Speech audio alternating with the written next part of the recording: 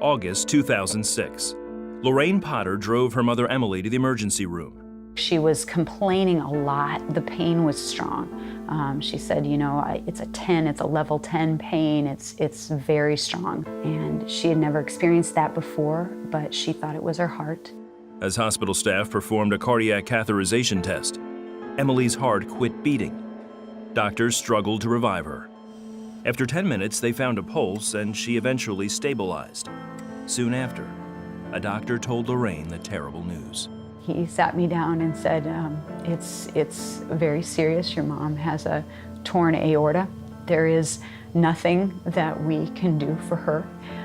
As per policy, we are going to send her to Iowa City, to University of Iowa hospitals. But we know from experience there's really nothing they can do either. He said, really, it's a death sentence. Lorraine called family to join her and pray. Then, she spent a few minutes alone with her mom. I felt like that was the last time I was going to see her alive, so as much as I could, I spoke to her, told her I loved her, was able to stroke her hair, to kiss her, you know, and that was all I could do.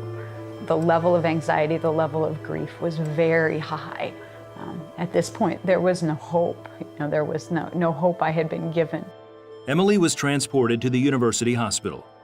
When Lorraine arrived minutes later, she noticed a license plate that read YHWH, Yahweh, the intimate name of God. At that moment, Lorraine says she felt his presence.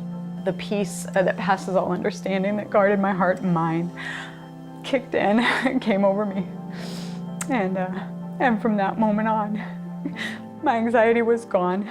My hopes are eternal and my hopes are in Christ. And I knew where my mom was going, no matter what. And I knew the Lord was with me, no matter what. Doctors ran a new catheterization test to confirm the first diagnosis. Then they told Lorraine their findings. He said, Emily came in with a torn aorta, and so as per our policy, we re-examine, you know, the diagnosis that they come in with. We've done all the tests that we could, and there is no torn aorta. What was clearly visible just hours ago was now healed. You know, anything that came out, it was all God, you know. The new tests, however, did reveal a 90% blockage in an artery near her heart. When they went in to place a stent, the blockage also disappeared. Really, there was nothing doctors could do. God was doing a healing. You know, they hadn't been able to touch her. They hadn't been able to perform anything. Nothing man did was healing her. This was all God. He healed the torn aorta. He removed the blockage.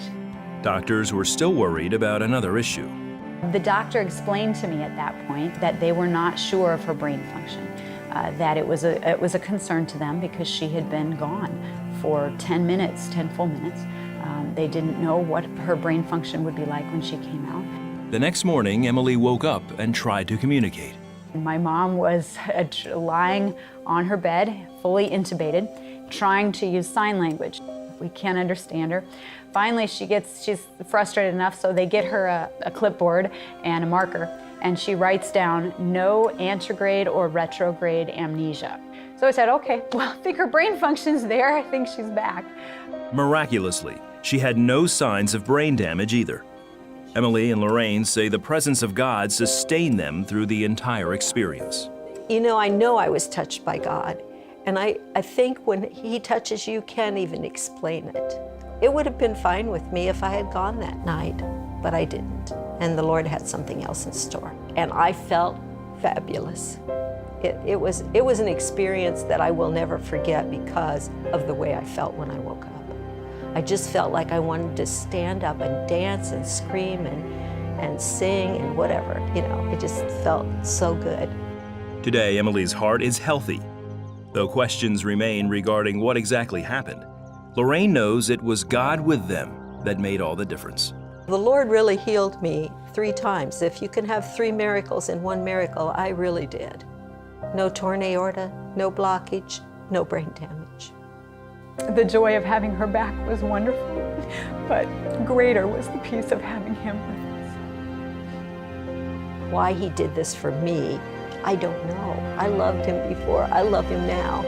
it's not for me to question why, other than if I can glorify Him, that's the most important thing. He is a merciful God, and He does miracles today, not just in biblical times. And He does major miracles today.